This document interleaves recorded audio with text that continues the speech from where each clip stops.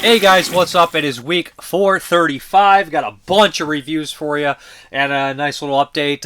It's not huge, but it's quality over quantity, which is what I've been going for lately.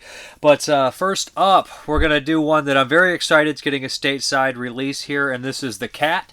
From the director of Story of Ricky, Seventh Curse, Her Vengeance, all amazing films, all three of my favorites, kind of Hong Kong films here. And The Cat is also another one that I absolutely adore. 88 films doing the Lord's work here.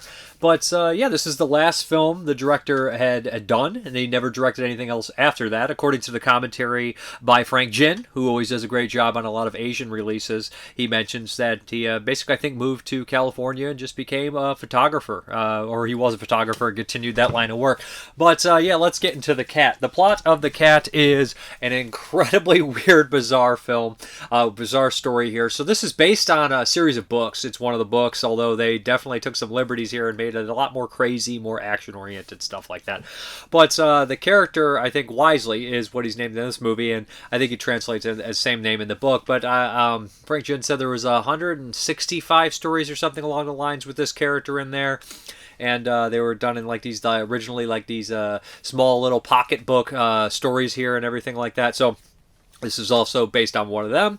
So the story follows. There is kind of this ancient thing that's in a museum, and it gets stolen by a cat and this mysterious young girl and an old man. This kind of leads these people to on their tail, but that's not exactly on the tail. Little pun there, but at first it opens up with this guy having this loud noise in his apartment, the classic Hong Kong apartments, the big barred-in windows and everything like that. So he goes up and he's wondering what the hell is going on. These two people that are waking him up in the middle of the night kind of leave the next morning. The old man and the woman and a young girl, and they have like a cat, and there's cat intestines, and he doesn't know what they are at first, so he calls the police. They get involved, and there's this reporter who's definitely intrigued in the paranormal. It's been explained to me in the commentary that this was kind of like a precursor to X-Files and that kind of aspect here, where there's a bunch of, or the Kojak the Night Stalker, kind of in that vein, right, where this character's constantly seeing these weird kind of paranormal events and things like that. So what happens is the reporter gets interested in this case. There's some missing stuff happening at a museum, and they somehow figure out that it's all tied together in this kind of magical, awesome cat. What it turns out to be is they're aliens, and they're trying to get back to Earth, and one of the aliens is like one of the best warriors in the galaxy or universe, whatever, but he's basically trapped inside this cat, and they need to kind of break apart and get back to Earth, but they need this kind of ancient weapon that is in museums and stuff to get, and along with the cat they can finally do this. But at the same time, there is an evil entity on the planet as well.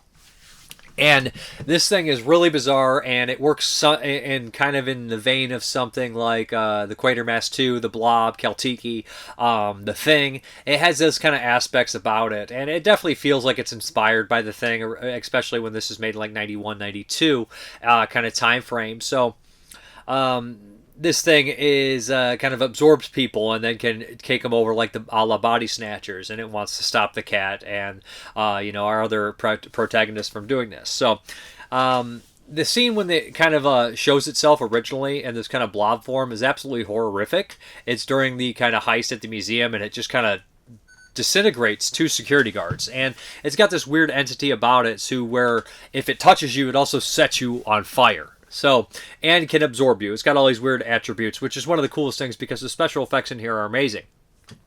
But as it progresses, cops get involved, and Philip Koch, I think, is kind of the main detective on this case. I think that's how you say his name. But anybody would know him from the Five Deadly Venoms. He's also in the Story of Ricky. He's one of the Venoms, of course. He's in the Five Deadly Venoms movie, and he's been in a bunch of Shaw Brothers classics and everything like that. Very memorable actor, and he's kind of the kind of main chief, the police guy. But he ends up getting overtaken with a group of his men, and they kind of use him as this action vessel.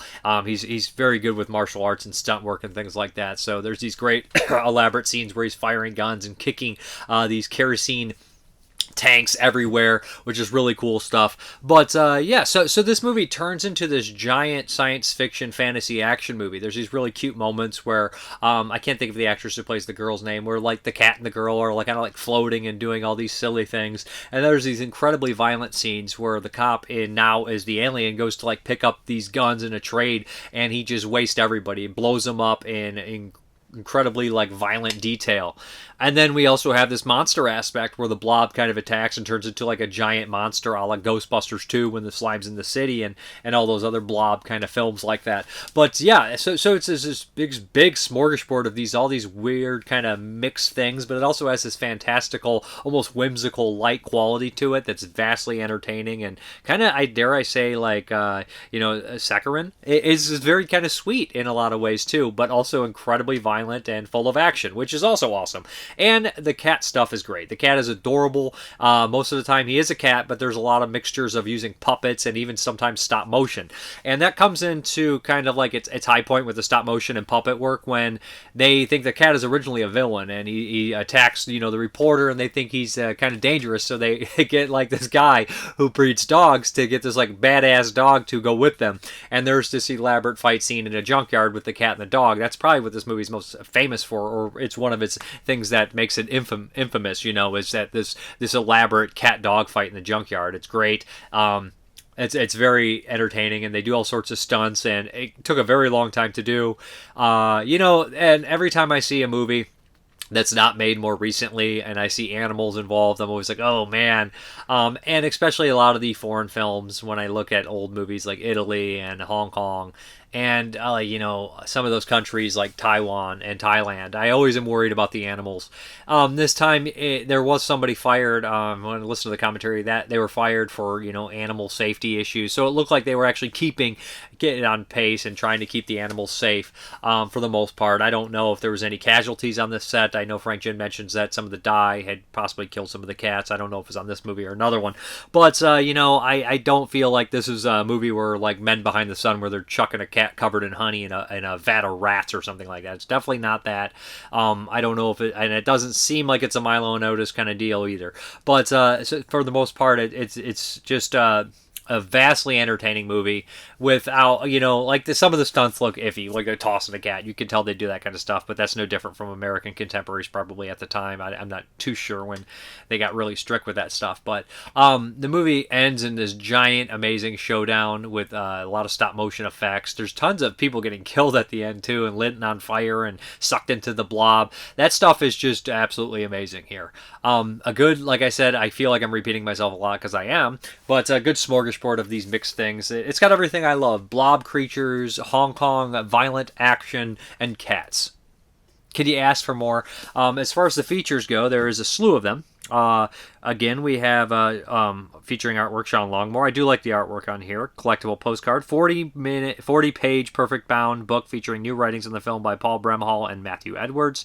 Then we have brand new 2K restoration from Original Neg. Then we have 1:8:5:1 aspect ratio, remastered original Cantonese monoroll soundtrack, newly translated English subs, audio commentary by Asian Frank expert Frank Jin, New York Asian Film Festival. He's always good. I've heard numerous commentaries with him at this point.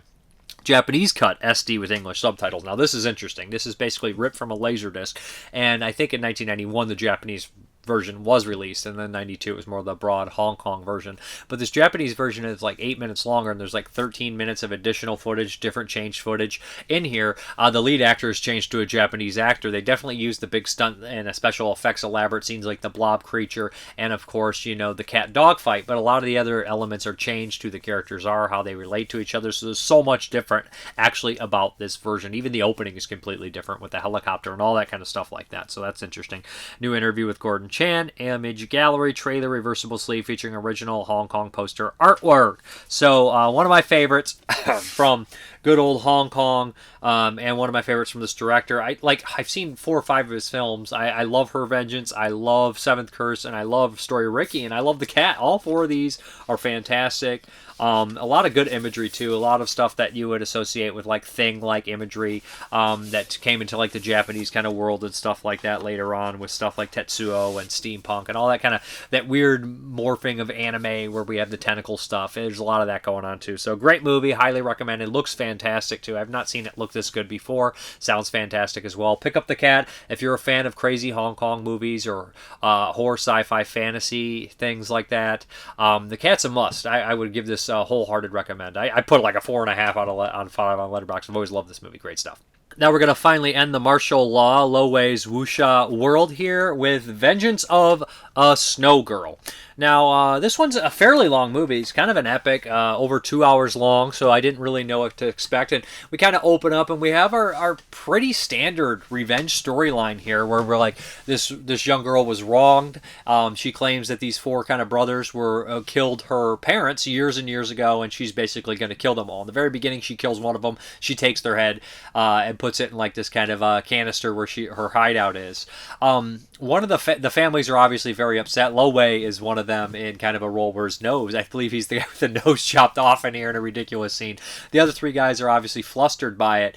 And you do eventually figure out why they did kill the parents and all that kind of stuff like that. And everybody's got a story to tell and a side to it. But it mostly focuses on one family, two families of this, really. And one is more gung-ho about, killing this Snow Girl and getting it over with. They don't want to even think of anything. They have no empathy for her. They're very evil in that aspect. And the other one thinks, well, we did wrong this family. We should not continue this violence. We should try to, change our ways and things like that. And he has two sons who also feel this way, and they have some honor and, dignity and all that kind of stuff like that.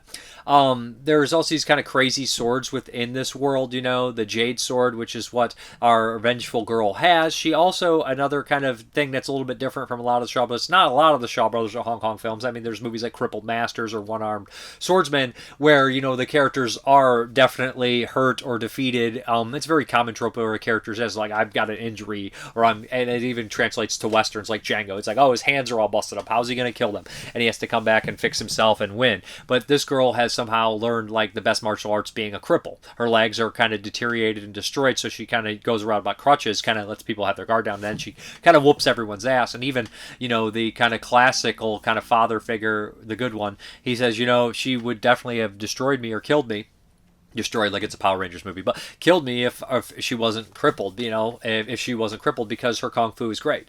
So this story starts off as a simple revenge story, and you kind of like, okay, until one of the sons, who is the actor in the previous two wuxia movies by Lo Wei, falls kind of for her. He falls in love with her, and he, is trying to stop this hate, trying to stop this fighting, and he realizes there is a way from his father to cure her legs, to cure her legs, but it's this elaborate kind of thing, which almost becomes comical. It changes gears right when you figure out how it's going to be done, and you're like, this is not even the same movie anymore. And I don't mean that as a bad thing. Like, it starts off as a revenge story and then turns into an adventure love story, where you have to go to these like frozen tundra where anyone who walks in will freeze to death. So before we go there to get into this hot spring which will cure her legs, we need to go to this volcano to get this pearl. But before we can go to the volcano to get the pearl so we can walk through the frozen tundra to this hot spring, we need to go to this kingdom and borrow his special armor that protects you from the super hot heat from the volcano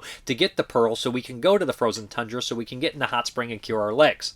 There we go. So all this is there. At the same time, they're going on this adventure and journey, and they're trying to make amends and stop this other group of people from attacking them and killing her and killing them. But it's all going to end at this frozen tundra, and it's going to be a tragedy because it's a Shaw Brothers kind of epic movie, and it should end in kind of this kind of tragic way. But overall, I thought Lady of the Snow, Vengeance of the Snow Girl. I always so want to badly say Lady Snowblood, or there's so many movies or Lady Snow. There's so many that have those two names in there, like Lady and Girl and Snow, all mixture. But Vengeance of the Snow Girl ends pretty well. It does have the commentary by Arnie Venema and Mike Leader. They do a good job. They talk a lot about this kind of the actress in here. What I remember, like, there's a couple, like, I'm trying to think of actually specific stuff here because I listen to these commentaries, and sometimes they're earlier in the week and everything like that. But they do always do a good job, and I enjoyed this one. I like this one. They definitely like the previous one better, which I did too. I thought the other one was kind of surprised me, but I did enjoy this one. It is a good one. It is an epic kind of story here that doesn't necessarily feel quite like that. They do make some jokes at the end where they're like, just leave this body. This is the only body that can be taken stuff. But they enjoy it.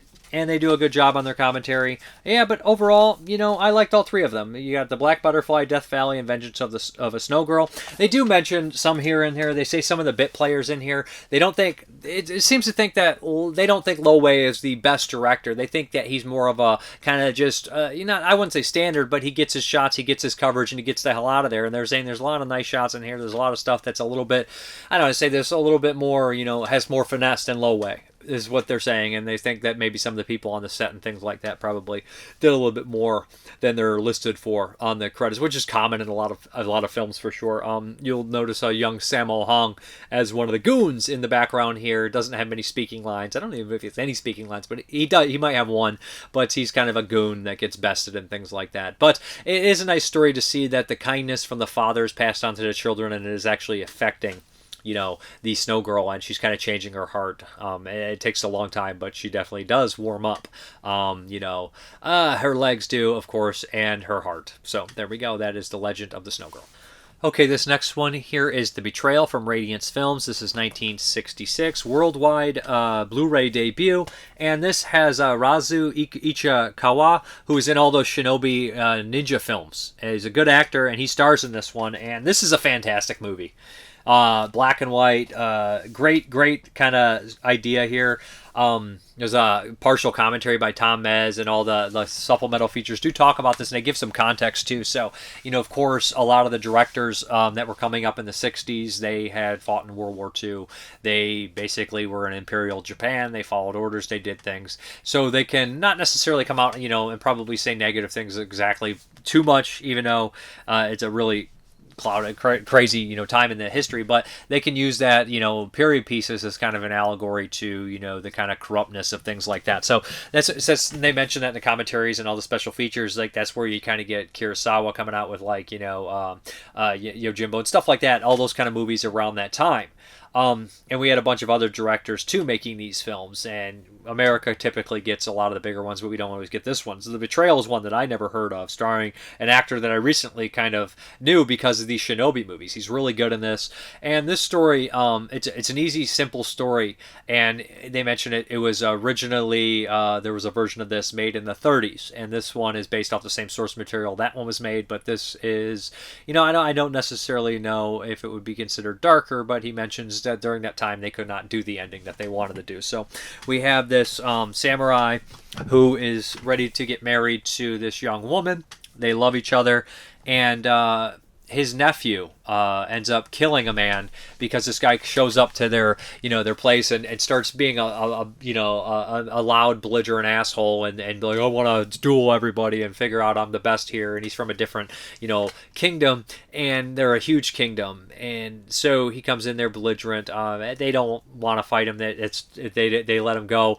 A couple of the young students follow him because he was such a jerk, and one being the heir to the kind of crown, the last name of this kind of this group. So he's kind of an important individual, although he's kind of a slimy piece of shit at the same time. These two guys end up kind of stabbing this guy in the back and killing him, but before he dies, he ends up getting back to his kingdom and dies right away. This upsets the guy's brother, where he shows up and he says, listen, somebody here I know damn well killed my brother, because that's where he said he was going, and I want vengeance. I want you guys to bring me the head of this guy. I want you to turn him over or execute him, and that kind of vein. The kind of father figure here that runs this place realizes how important this guy who did it is, and he says he doesn't want to do it, so he asks his, I believe he would be his future son-in-law. I think he's going to marry, or there's some sort of relation. I don't necessarily know exactly. I don't think it's a relation, because that would kind of implement that these two that are later, this guy's related to them, but he has some sort of respect for this young man and this woman that are going to get married, and he says, listen, will you take the fall for this guy? And what we're going to do is we're going to send you away for a while, a year or so, and then I will commit harikiri or whatever in front of them if I cannot clear your name and clear all this out and move on, I will basically kill myself to clear everything out and show a sign of respect. So he agrees, although his fiance, and he's really iffy about it. He wants to quit the samurai life, but he can't do that because then who is he? His whole identity, his whole world, everything would come crashing down. So he agrees to it, and then he comes back, and he's a wanted man. He has to work and all these kind of things, and say he's not a samurai. All these kind of things like that. He comes back, and this old man has died, and the guy who he took the fall for sells him out. So now these people are looking for him. His own group of people is looking for him. And he realizes that the whole way of samurai code and life is bullshit. And he completely goes against it. And he starts just becoming this outlaw, this criminal, and embracing it, while losing sight of everything that he once knew, including, his fiance and things like that. But he has these altercations with people. There's a part where he cuts down a law officer as just being an overall piece of crap. And he ends up dueling, people that were once important in his life. And the whole thing kind of ends at this giant 20-minute end fight scene, which is absolutely amazing. And I couldn't believe it kept going on. I was just kind of shocked by it, to be honest. And originally, the movie's fight scenes the quarreling and fighting seems very realistic, and he runs into these people, and he runs, and a quick slash here and there. So I was like, oh, this is going to be kind of grounded. I didn't expect that kind of ending on this. And not that it's stupid or anything or over the top. It's just kind of jaw-dropping. And I kept checking the time, not because I was bored, and I shouldn't have. That's like anticipation. That's edge of your seat kind of mentality. But I kept checking the time, like, oh, what's going to happen? How long do we have? And can he do this? Can he manage this? Is this going to happen? Is that going to happen? So I was very invested in the Betrayal. I thought it was shot really well. And there's times when I think the camera's stationary, and then it'll start moving, and I'm like, oh shit, I didn't know that the camera was going to move from there. And it kind of plays a little against a type like that. I thought it was great. I thought this was a really well done movie with an epic, crazy ending, and lots of characters that you really despise that you want to see get their just desserts, and it does not disappoint in that aspect at all. And when he actually finds somebody he once loved, and they make that eye contact, it's a brilliant scene. And the idea that he says, please let this person go. I've caused this person great harm. But yeah, just the idea that it's very much like that. A lot of these, Japanese samurai movies, well, they'll send somebody on their way to carry out this cause or this mission to help, the shogunate. And then when they realize what they're doing at the very end, they show up, they're like, you know what? After I did it, I'm going to rebel against it. I've seen that before. So it's definitely like this rebellion movie standing up against, everything that you thought was precious and established, and you get completely screwed over by it. It makes you not believe any of it, like anything. Like they tell him at one point, you need to commit suicide to show respect back to them, and he says no. And the guy says, well, I'm not going to take it easy on you. He's like, I'm not going to take it easy on you either. And you're just like, oh shit. But I love this movie. I thought it was fantastic. I thought it was well shot. I thought it was fast paced too. It's only 87 minutes, and a lot of samurai epics are very long, but this one, it gets to it, and it has a 20-minute fight scene at the end, which is bonkers. As far as the special features are concerned, we have select commentary by Tom Mez, visual essay by Philip Kemp, and visual essay on Tokuzu Tanaka by Tom Mez, which is a director that I'm not super familiar with. I saw his horror film Ghost Story Snowgirl from '68, and I saw he directed Shinobi Part 4, which I thought the Shinobi movies are good, but they all feel like the same director, which is amazing to me that they were all multiple different directors. But so he's a director I'm not super familiar with, and he talks about this actor getting a lot of respect finally in releases, Tom Mez does, and he thinks that's great that he's can be discovered by the Western audience, and he's talking about this director should as well, because he's a really good director with a lot of good features and things like that. And Americans or Westernized civilization only knows a handful of Japanese directors in that kind of vein. But great release for a great movie. It's region A/B locked. I would highly recommend checking out The Betrayal. Okay, next up here is from Cult Epics, and this is an Obayashi movie from 1986, His Motorbike, Her Island. And, I've seen a few Obayashi movies, mostly the ones that are gravitated towards horror, sci-fi, fantasy stuff like this. This does have a lot of sci-fi elements in it, too, but it's kind of a love story, a blossoming love story, love triangle between a boy, his girl, and a motorcycle that they both love. But, Obayashi's most famous film, I think, for most people that watch this channel, will be Houseu from 1977, the crazy, bonkers, I guess ghost story. It's a great movie. He also did stuff like Cute Devil from 1982, a TV movie, and he did things like Drifting Classroom, which I've covered on here, which is a science fiction kind of, fantasy movie too. All his films that I've seen, I know I watched a love story where the girl and boy switch bodies. I can't remember the title of that, but they're all really good. They all got this same kind of quality about them. Maybe not Cute Devil so much, because but it's still really interesting and incredibly rich movie. So this one I actually thought was great. It's really good stuff here. So we kind of follow the story of this young guy who he's a young and he's a biker. He basically does copy, like runs, for accidents in newspapers. He'll like take copy down and rush it to there, like a delivery boy kind of, so he can get it in the papers and things like that. He rides his motorcycle and all that kind of stuff like that. And when he's really young, it does this thing where it's like in color and then black and white. And he mentions, like narration, I always dreamed in black and white or something along those lines. So it automatically adds like this kind of filter, this like haze to it, like it's almost like a remembrance of it, or in a fantasy kind of remembery, fading back kind of deal. And there's times in the movie where it'll jump from color back to black and white, and then the end of the film, kind of this, which very fittingly, you kind of see this crossover where they're moving, and the times change to like this like color, and then you'll see the outside frames will be black and white, and then it's color in the middle. I thought that was really nice touch and things like that. The two leads in here, well, three leads really, kind of like four big actors, but the main love story focuses around are very captivating.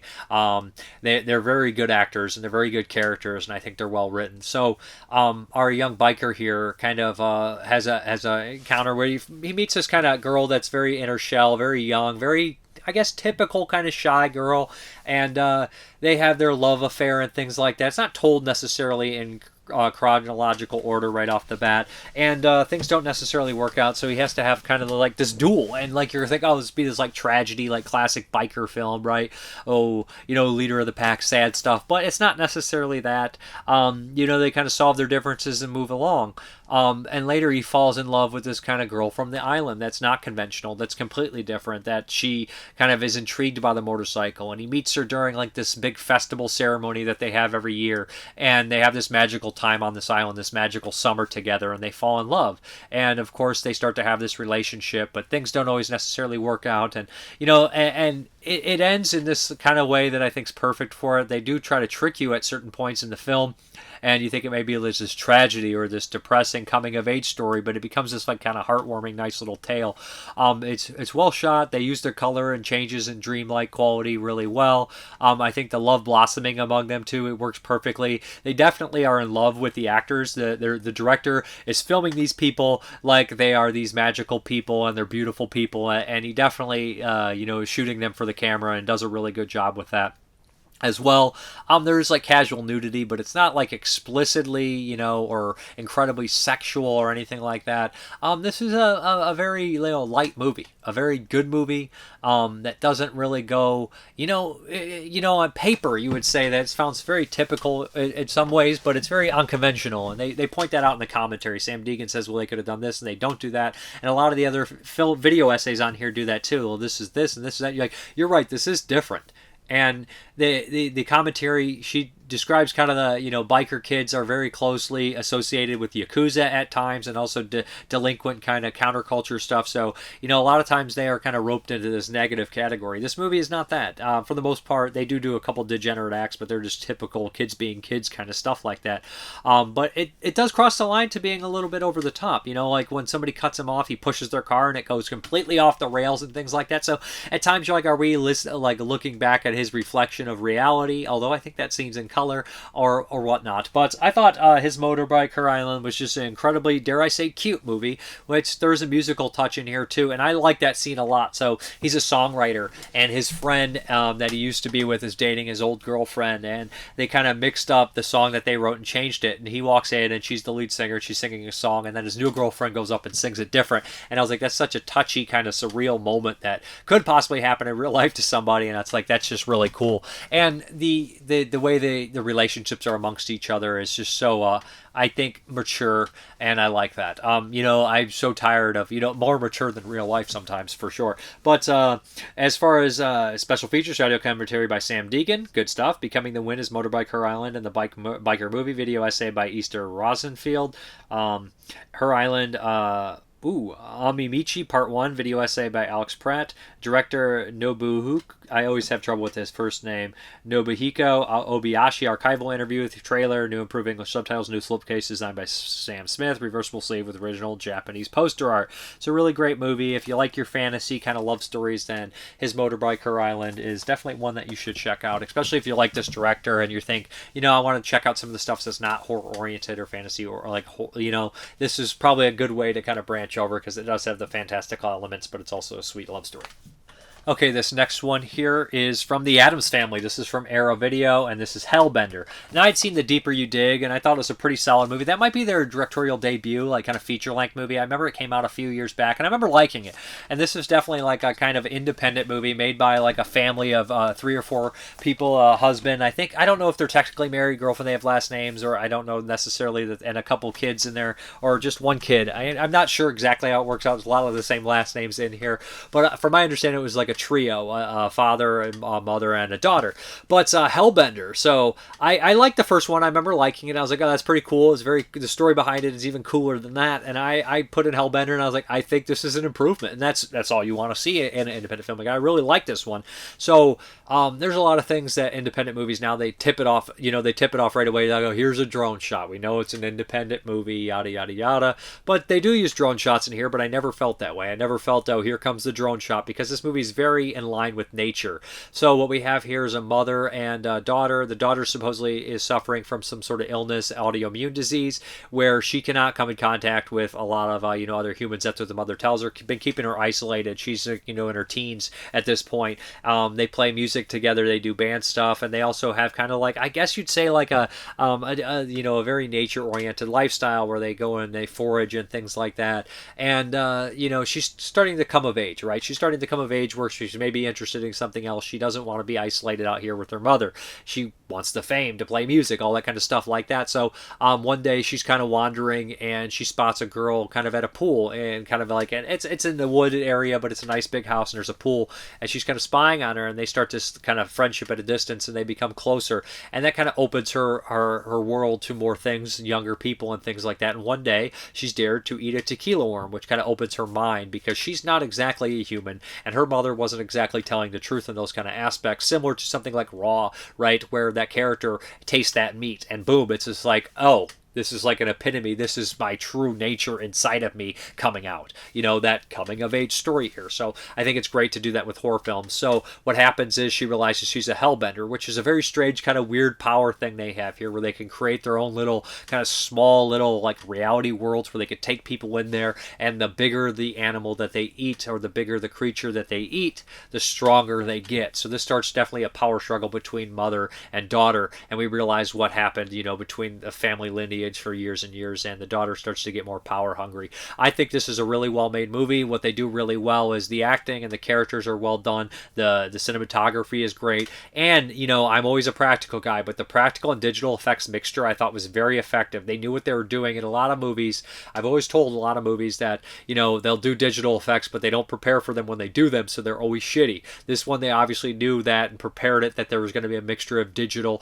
and practical, and worked directly with the digital director, and they did a fucking good job with them. I didn't have any complaints, and normally I whine and complain about that kind of stuff, but I thought it looked good. I thought that they worked well. I thought that it had a good energy, a good look about it, that kind of looked very forest, very woody, lots of mist and things like that. Just a good looking movie. I enjoyed this. I thought this was a really good movie, and I'd be curious to see the budget. You could tell they put a lot of time into it. They took their time with it. They did what they thought was right, and the acting's solid. And sometimes line delivery, you'd be like, that's a little maybe iffy. I don't know if I love how that was delivered. And then there'd be a line right after where I was like, oh no, that was gold. That was perfect.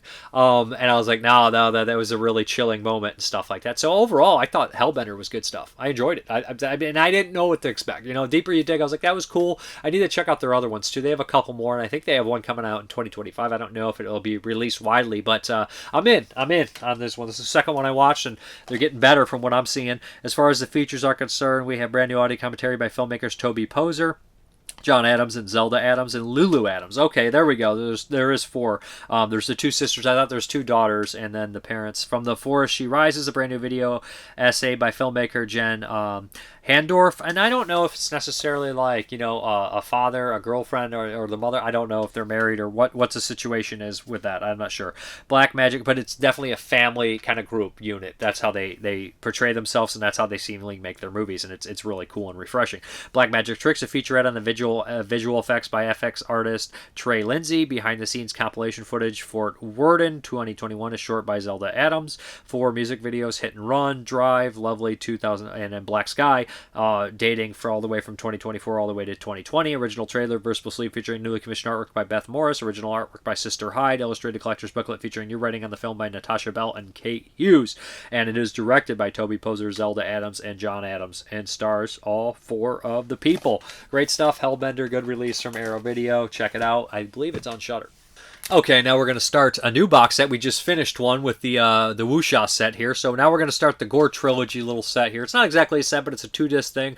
And we're going to watch the first 2 here. Now, I've covered these before. I've covered the Hugh Gallagher Trilogy. Gorgasm I covered so long ago. It's definitely time for a rewatch. And I had the original Blu-rays from SRS. But these are supposed to be, kind of 4K upscales. These are shot on video, super VHS. So it's like the best they can do and stuff like that. But there is new features on here, which I was kind of excited to see. I think the second disc is all kind of new making ofs. I don't remember there being a making of on the original stuff here, but the Gore Trilogy is a Gorgasm from 1990, Gorotica from 93, and I believe Gore Horror from 1994. Great titles, love the titles. I'm going to talk about Gorgasm first from 1990. So this is not the directorial debut of Hugh Gallagher, who was, big in the SOB horror movie scene. He wrote this, fanzine thing called Draculina, which started as a little comic, but talked out about reviews and things like that.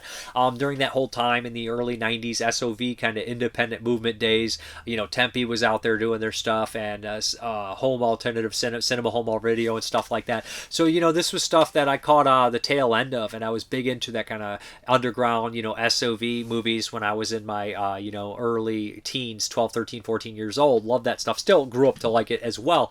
But I have some nostalgia for this kind of stuff here. But Gorgasm was one that I could not see until later. But when I did watch it, I did enjoy it, but I thought it was the lesser of the trilogy, right? But now this time around, I think it kind of worked its way up to be just as, not as good, maybe, but I liked it enough. But Hugh Gallagher was the guy who ran that fanzine, and he decided to direct his own movie. He did one called Dead Silence before that I'll cover next week, which was not really widely released or anything like that, so Gorgasm would be his first wide release movie here. And he was put in contact with this actress who wanted to do it. I don't know if she was doing like nude modeling or wrestling or something, nude modeling, something along those lines. I'm not necessarily sure. He talks about it in the commentary, but I kind of like skipped where she came from. But this is her first kind of movie role here, and so this is a weird one. Rick Bollock is in here. He's a Pittsburgh kind of local actor, and he pops up in minor roles in a lot of George Romero's movies here. But I know him mostly, probably, even though I've seen a bunch of movies he's in, from Final Interview, the Fred Vogel movie, which I had a small little role in it. So I've technically been in a movie with Rick Bollock.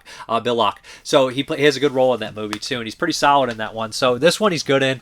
He plays this kind of shitty, paperwork detective. He doesn't want to be there. He wants to be out on the field, being a real detective. And one day his boss kind of goes up to him, who's not a very good actress, and Hugh Gallagher mentions that in the commentary. He says, you know what, one of the guys is sick today, and there's no one on this case. There's been a murder.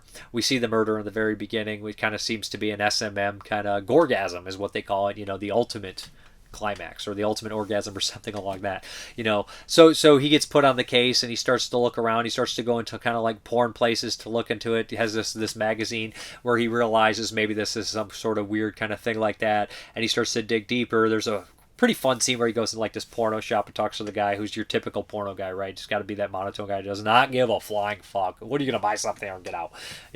Always portrayed as that kind of character. But he starts to get closer, of course, as more and more people get murdered. There's some more S&M stuff. It's not gratuitously gory or anything like that. There's a decent amount of nudity, a decent amount of sexual stuff here. The acting is pretty shaky for the most part. Rick Baylock is pretty good in here. He does a good job. But it's relatively short. This is a re-edited version from from the original version, which was much longer, according to Hugh Gallagher. And I don't think I've ever seen the original version. I know I had a rip of it, but I don't think I ever watched it. Where he says, we cut out a lot of padding. I changed some of the music that I couldn't kind of get remastered versions of it, and I think this version's much better. And I saw this version a while back, and I was like, that was okay, probably like 10 years ago. But rewatching it now, I was like, you know what, this worked for me. I like the mystery angle. I like the figuring it all out, and the ending is worth it too. But yeah, just kind of a sleazy little SOV movie. There's some funny dialogue in here. There's this one character that it works like a porn distributing place, and he's just your stereotypical kind of yeah guy. You've seen that kind of character in Don't Answer the Phone when Nicholas Worth goes to turn in the photos, or you've seen him more importantly in like Henry Portrait of a Serial Killer, not the actor but just the character type who's like, got the color TV, that kind of thing, plug it in, I see you've had some college, that kind of guy. But he does it times 10 in here, where he's like just this ridiculous character. But overall, Gorgasm is one of those kind of transgressive, cheapy SOV movies that was pushing boundaries and kind of how weird it was. They wanted to make something different and weird. Not just commercial, and they did want to make money too, but at the same time you could tell that Hugh Gallagher didn't have exactly the most plain taste or anything like that. But a guy who runs a fancy called Draculina, obviously into this stuff, would have probably some cool takes on weird horror movies and stuff. But I enjoyed Gorgasm more this time around. As far as the features are concerned, we have the 2K capture and upscale from 2K edit. I say 4K in action. New introductions by Hugh Gallagher. Original commentary tracks for all 3 films. And then we have a Gorotica commentary track featuring Hugh Gallagher. Okay. And next week we're going to tackle the second disc for more of the features. But yeah, Gorgasm, decent stuff. Okay, we're going to get into the next one of the set, and that is Gorotica, which always was my favorite of the set. I don't know if Gore Horror this time is going to take it over when I rewatch it next week. But Gorotica, yeah, this one's 1993. The first movie was shot in 5 days. This motherfucker was shot in 4 days in Memphis. Some people kind of got a hold of Hugh Gallagher and said, we'll pay for this thing. Just got Memphis. We got all the actors. We got everything like that. Donald Farmer, another indie SOV director, put him in contact with the lead actress in here, who went on to do a movie for Donald Farmer. This is her debut movie. So this one is wild. The plot here is fucking insane. It's an hour long. It gets straight to the point. Breaks right in. Hugh Gallagher said he had all this hype behind Necromantic, 1987 New York Buckarett movie, and he watched it. He's like, I didn't think it was that good. I didn't think the story was that good when you're going to do that kind of stuff. But he's like, you could do more than that. So he kind of focused on the story here. We have some punk-like music guys that rob like a jewelry, and they steal like a very expensive diamond, and their plan is to sell it. During the heist, one of the guys gets shot fatally and kills a cop. So he doesn't know what to do. He's approached by this really weird kind of crazy girl who's a necrophiliac. His buddy dies. She ends up fucking the body a couple times. Really enjoys screwing it. At the same time, he has the diamond within his friend, so he wants to get it back to his friend's body, cut it out. But she's made a couple calls that she's going to sell the body to. And it's like, I don't want to spoil absolutely everything, but the plot points in this movie and the stuff that happens is so crazy and off the wall that I think if people hear about it that have not heard about it, they'll be like, well, I got to see that movie just because it sounds so crazy. So I am going to spoil it. So she's going to sell the body to an HIV positive guy. This is 1993. That's a big scare AIDS thing going on at that time. You had stuff like LA AIDS Jabber in the early 90s and lots of movies like that. A lot of the Hong Kong movies would use AIDS as like the scare tactic, or sometimes unfortunately a punchline in their movies too. And this one is definitely kind of that offensive time frame where it's like we have this gay character who's homosexual who can no longer have sexual relations with people, but he is not satisfied having sex with blow-up dolls, according to what our antagonist says in here. So he needs the real thing, so he buys dead bodies off her to fuck.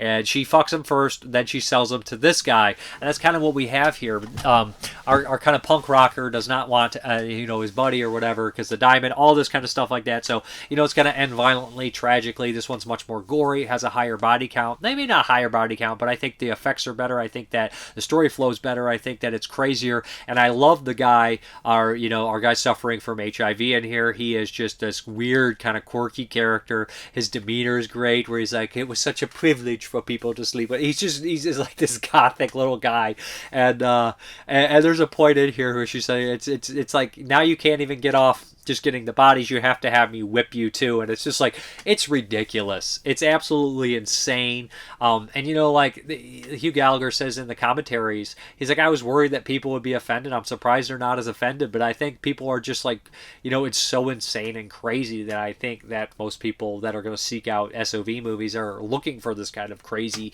kind of off the wall, crazy shit like that. But yeah, this one's pretty fast paced, being in an hour. I mean, they don't look amazing. They look better than they did, I would say, from what I can tell. But, you know, when you AI upscale, it's really hard to say what looks better. This time I could read some of the porno signs in Gorgasm. I don't know if I could read them on the last time. But overall, I think Gorotica is an improvement. I think it's crazy. I think it's fun. I think the music stuff is pretty good, too. I like some of the dialogue in here, especially towards the end. You know, I want to be cremated. Good.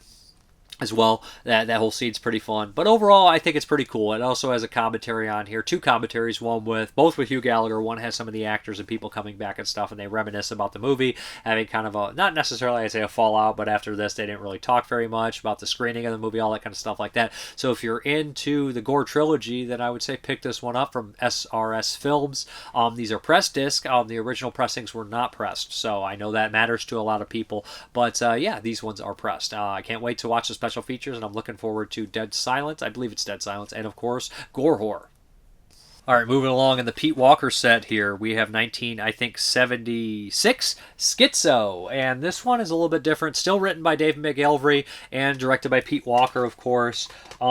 And this is a kind of a step back. I think it's a step down from the previous 3 films, House of Whipcord, Frightmare, and House of, you know, Mortal Sin, which I absolutely loved. So Schizo, the same year after or so. This one it's too long. And in the commentary with Kim Newman and Barry Forshaw and David McGilvery, they definitely mentioned that. And David McGilvery says these movies were too long. They were getting way too long. I wish, you know, I would have done it differently, written it differently. And he talks a lot about his problems with Pete Walker. You know, the kind of problems started on the last movie, but this time they kind of came to a head. And this was the last movie he wrote for him, I believe, and whatnot. So Schizo. Kim Newman points out a lot of kind of intelligent things here in the commentary, saying, you know, that they seem like they thought this was going to be a big twist, but by then there had been so many movies that had did this kind of twist and everything like that. And this movie's twist is not very hidden. It's pretty obvious within the first 20, 30 minutes of it. But in the very beginning, we have this kind of disheveled looking man who sees something in the newspaper. And so this figure skater, something's getting married, and he kind of just snaps, triggers, and he starts to stalk her, follow her. There's this really kind of nice scene during a wedding, which is creepy, where he like sneaks in and he's like in the back cutting cake and things, and he's gonna go out there and just kind of confront this person and everything like that. So he's definitely this big giant red herring where you're like, oh, it's got to be him, or they want the audience to think it's him. But as it progresses, you know, you start thinking it may be other characters who's possibly doing all these killings. A psychiatrist friend is killed, a couple other people are killed. The lead actress does have some nudity in here, and I think like a couple of the ones before this, they kind of cut a lot of the nudity out, you know, because his movies had the nudity because it was a selling point at that time. Stephanie Beacham from the previous film is in here, and she's a good role as well as kind of a. She's not necessarily her sister. She's like, it's not a sister. She's like a friend, you know, dating, having actually an affair with the psychiatrist and stuff like that. But the problem with this movie is it's not horrible. There's some decent things in here, but for the most part, I don't have that much to say about it. It's kind of predictable, and it's tedious in a lot of aspects. It's not nearly as strong as the last film, but it's all right. And there's a lot of that kind of like throwing at the guy kind of wandering around. You're like, oh, he thinks he's going to be the killer. It reminds me of like the second half of, or even more so, the second and third acts of When a Stranger Calls, where you're just kind of following a unhealthy, mentally unwell person kind of walking around here. I think that the performances are fairly decent for the most part. I have no real complaints about it. The ending is okay. Overall, this one is all right. I don't have that much to say about Schizo. It's definitely my least favorite of the box set, and it's easily probably the most forgettable of the films by Pete Walker so far. I hope that the comeback picks up the pace a little bit, but I've been really enjoying the set overall, and I did enjoy this one to a certain extent. I just don't have that lasting memory of it. It's kind of, forgettable, unfortunately, which we have a commentary on here, of course, with Kim Newman, Barry Forshaw, and writer David McGilvery. Ask Pete Walker Q&A with Pete Walker as well. But this one I don't love. But yeah, they say in Pete Walker's Schizo, young woman's engagement to famous athlete is overshadowed by terrifying threats from an unknown assailant. As the stalker's menacing presence grows, she unearths a web of deceit, betrayal, leading to a suspenseful climax that will keep the audience guessing until the very end. I don't know about all that, but hey, it's Schizo. Okay, we're going to talk about a couple 2025 movies here. First up is the Toxic Avenger remake, right? So I'd heard about this being made for years and years and years. Originally they were going to do the Toxic Avenger remake with Arnold Schwarzenegger as the corrupt mayor, and that would have been awesome. Arnold as Mayor Bellgoody with his chopping cigars. It would have just been so great playing it on that. He was obviously the governor of California. Would have been really cool. I'm a huge Troma fan. I'm a huge original Toxic Avenger fan. I even like the 3 sequels. I grew up with the toys. I had the video game. I barely remember the cartoon, but the toys and the game were all tied together. Love the figures, love the game. Barely remember the cartoon, but I also really like the movies, especially the first movie. It's one of my favorites. So I was kind of a little nervous about a remake of Toxic Avenger. Then I saw the director. I was like, they got Macon Blair. Love Macon Blair. Enjoyed his first film. Enjoy his acting. Enjoy where he comes from. Love Jeremy Saulnier. Love him in Murder Party. So I was like, that's a good choice in here. And when the movie got kind of like, I wouldn't call it shelved. Like for a couple years, I was like, that's not a good sign. But hey, maybe they just don't know how to sell it. I'm a weird guy. Maybe I'll enjoy this one.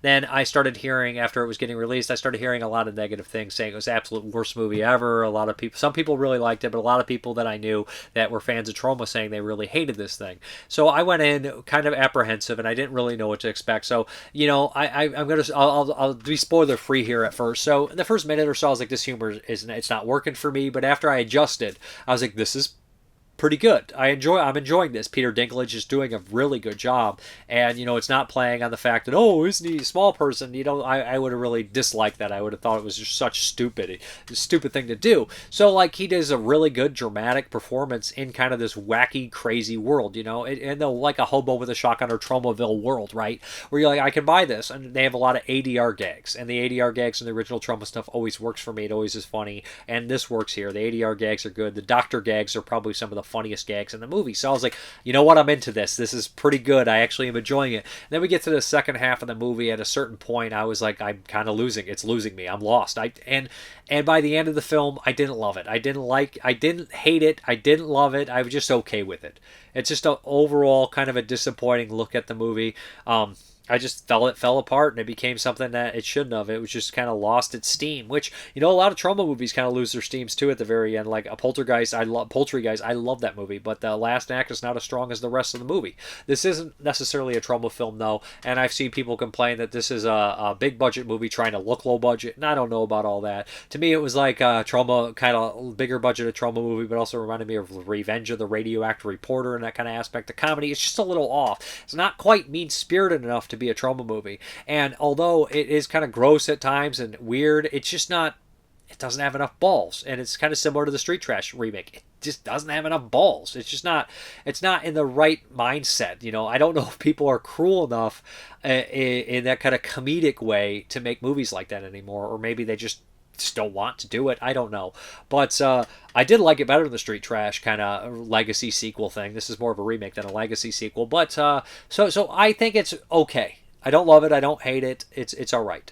Now let's get into the spoiler territories. The stuff I really don't like about it is this. You know, in the original Toxic Avenger, you know, Melvin's a 110-pound weakling, right? Or something along those lines. So Melvin was a 98-pound weakling. I think it's 98-pound weakling. So, then he gets turned to the Toxic Avenger, and he's got that dubbed over voice, like, "Hey guys, what's up?" So this one, of course, he's turned into the Toxic Avenger, and he's a small person. He's played by another small person, and they have Dinklage's voice coming through. It doesn't work for me.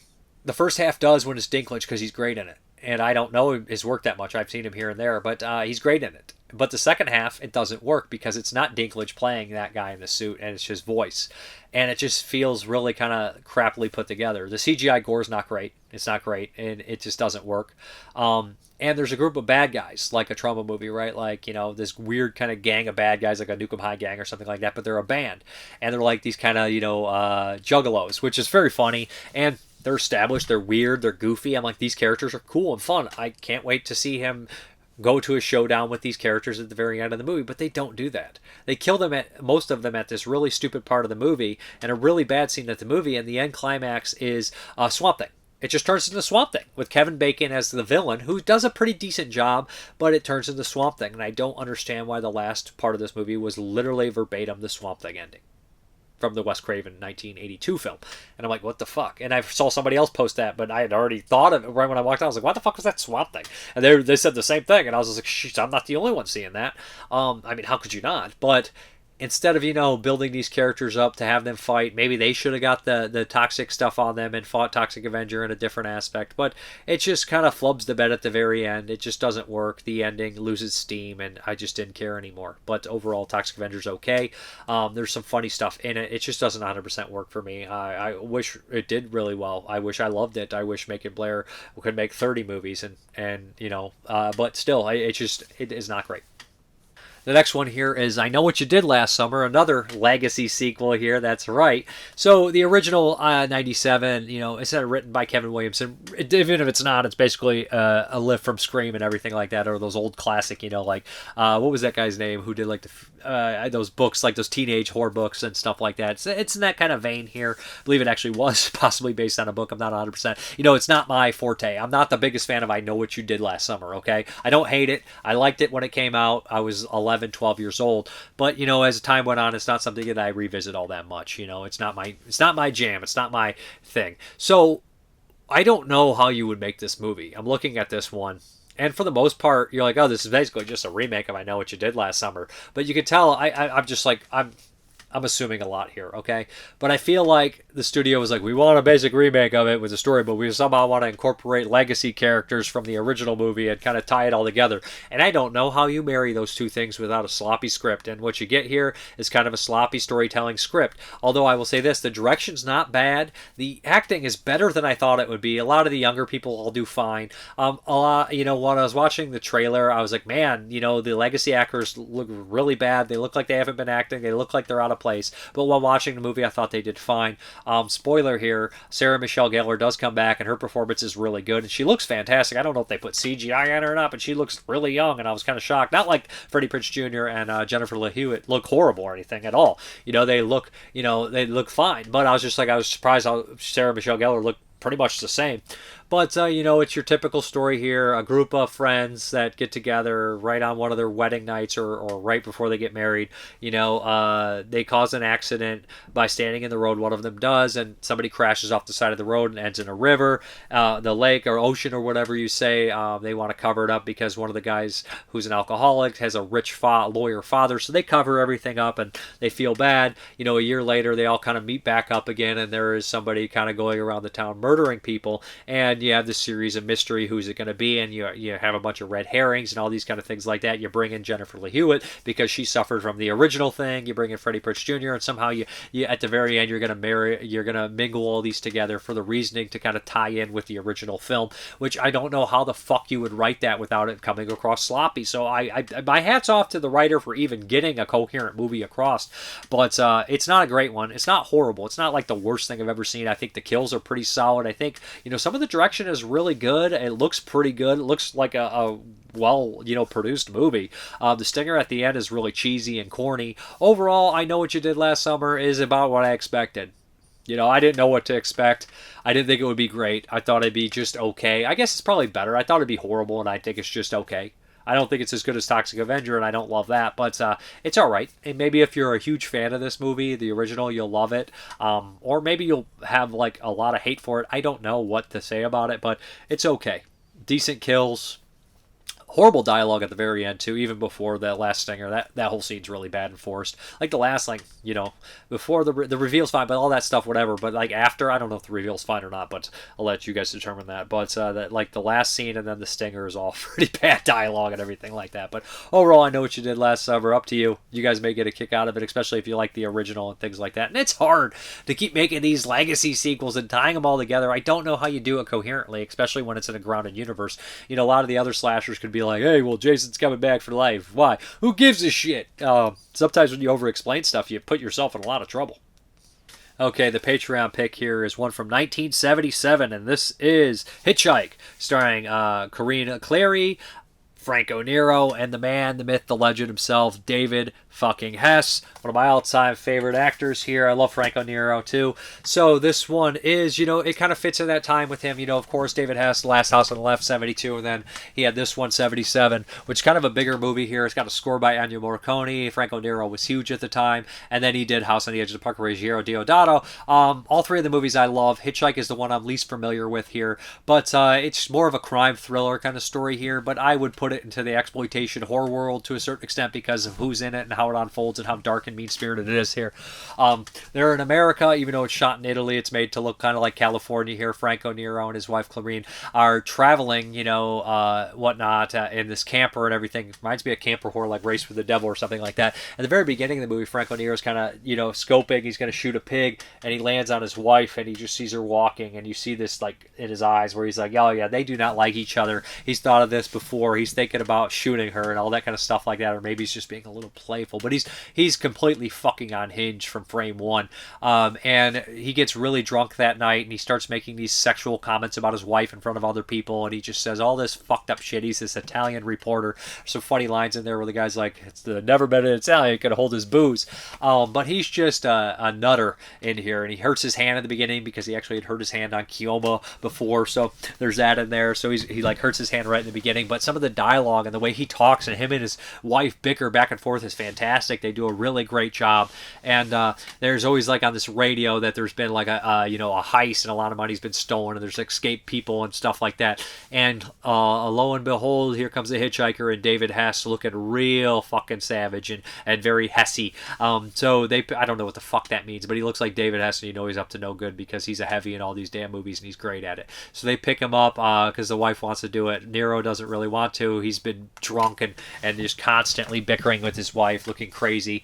And of course, David Hess is one of those criminals, and they have this big drawn out fight when he says something sexual advance towards the wife, and he pulls out a gun, and we realize who he is, and he starts to take over, and the power kind of dynamic changes, and he's somewhat picking at both of these people at the same time, and the dialogue's great. And they get to talking, and he starts to talk about, he's like, you're a writer, I'll pay you to write my story when we get to Mexico and things like that. And it's kind of a survival for these two to try to survive everything like that when they run into police officers that, and they run into other criminals from the group. One of the criminals is actually he's the mayor or governor in The Last Shark who gets eaten by the shark. I can't think of the actor's name. He's also in Ennio G. Castellari's 1990 The Bronx Warriors in there. So he's one of the criminals and stuff like that. And Hess is just a brute, man. That's the only way to explain it. And he basically does all these awful things, and with Hess and the storyline, and there's going to be a rape film. I wouldn't call this necessarily a rape revenge movie, and when you think something like Glass House on the Left or anything like that, but it definitely has a lot of those things in there.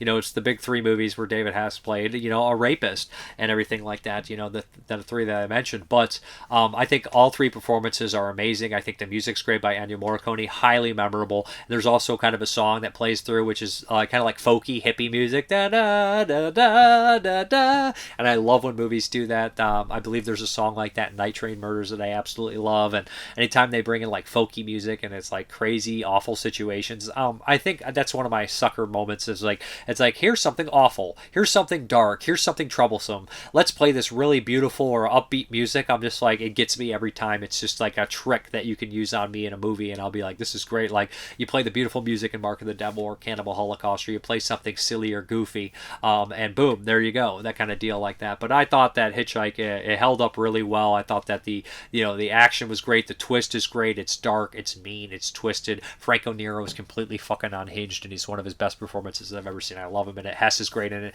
and Clary is gorgeous too, and a lot of the stuff that she's in is really dark and stuff like that. But it obviously doesn't look like California, but they did well enough. Love this one. Check it out. There's a feature on there, has interviews with one of the assistant directors, I believe, Hess, Nero, and Clary. I don't know how to say her last name. I know she's in a few movies I've seen, like Devil's Honey and Story of O was her big one, but I never really learned how to pronounce her last name. Is it Corinne Clary or Cleary?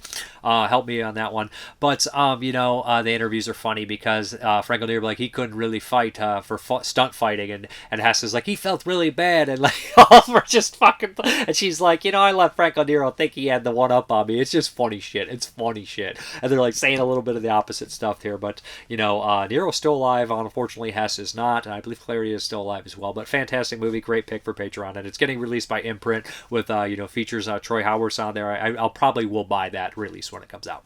Questions, comments, concerns, all that jazz. Ken Coakley. I watched Antiviral on Tubi recently. I was curious to see the star Caleb Landry Jones, who I saw a trailer for. Who I saw in a trailer for Luc Besson's new Dracula movie. Jones looks good as the iconic Prince of Darkness. He looks pretty youthful, which makes sense because Dracula and his brides are trying to stay young.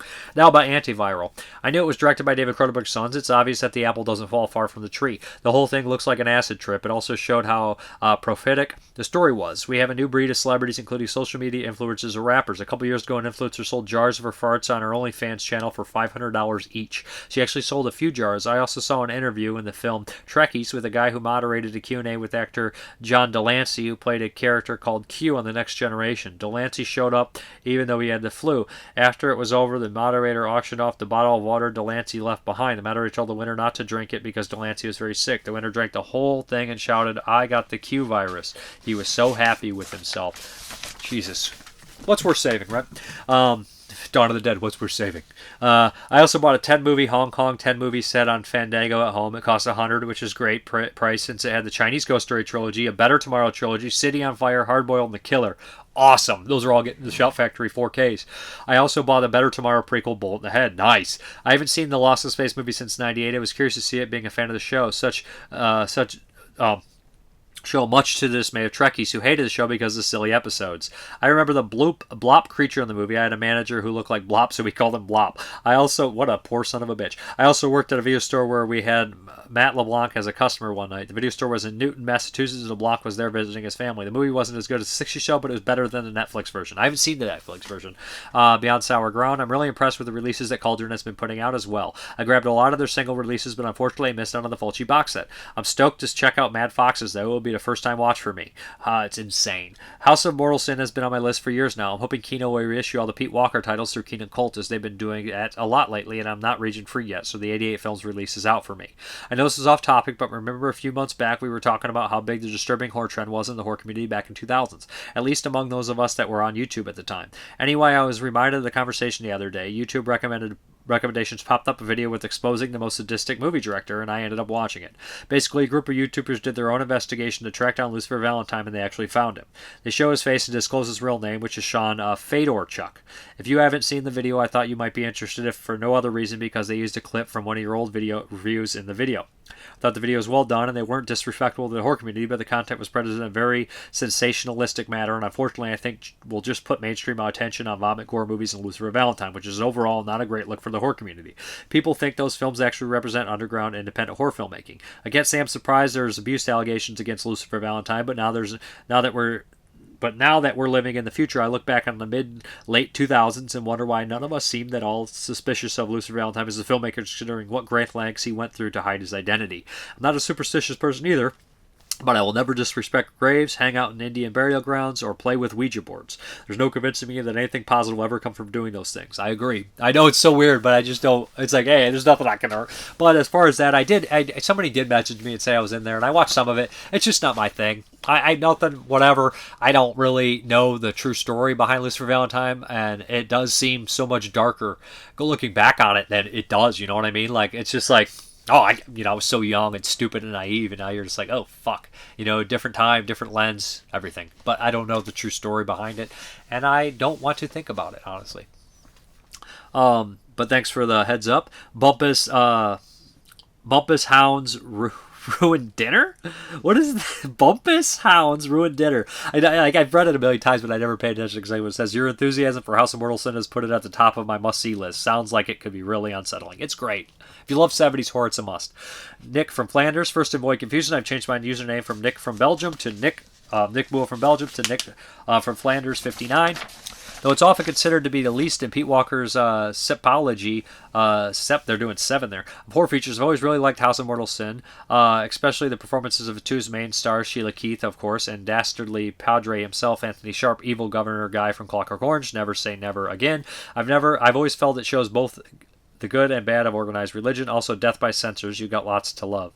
You got lots to love it. Yes, I mostly concur with your assessment of Birthright. Firstly, Owen Campbell is underused as he is already entering the and also starring phase of his career where you get paid a lot for minimal screen time based solely on name recognition. Secondly, you can call the ending, if you've never seen a number of these folk horror films, a term that's always stuck with me, contestable at the very least. Also, in regards to Amicus comment, it's Laurie Brewster's of Hex Media, now the British horror studio, who's working with Milton Zabowski's family to produce more Amicus films. I'm awaiting my Blu-ray copy of The Grip of Terror with anticipation. Laurie Brewster does a lot of films. I've seen a handful of his films that are good stuff, and he shows a link there. Questions: did you ever in a million years predict the evolution of physical media when you started collecting VHS cassettes? I sure didn't. No, I don't fucking know. I did, to a certain extent, predict something after DVD. Because I remember writing in high school, or elementary school, what would you be collecting? And I was like 13 or something. And I was like, not elementary, but junior high. And I was like, well, I have all these DVDs, and I'll have something after. And I made up some random thing, and I have some of those now. So I knew that something was coming after DVD, and I can only imagine that something's going to come after that. So I did somewhat predict, just of the simplest surface level stuff. Where do you see physical media going next, if anywhere? A lot of doom goblins who claim it's over. I don't know. No idea. Though we don't have a huge body of horror films here in Belgium, which do you prefer, newer ones like 2004's Cub and 2019's Yummy, or classics like Daughters of Darkness and Man Bites Dog? The latter, for sure. I haven't seen Cub, I haven't. And Yummy, I liked until the very ending. I thought the ending was crapola.